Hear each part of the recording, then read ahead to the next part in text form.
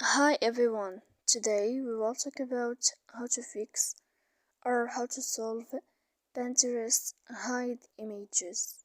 To know how to fix or how to solve Pinterest hide images, you should just go to Settings. Here in this page we click on Apps, Default Apps, App Settings. After that, in this list you will enter to this window of Pinterest. Here, so you will find it. Then we go to click for stop. After that we click storage.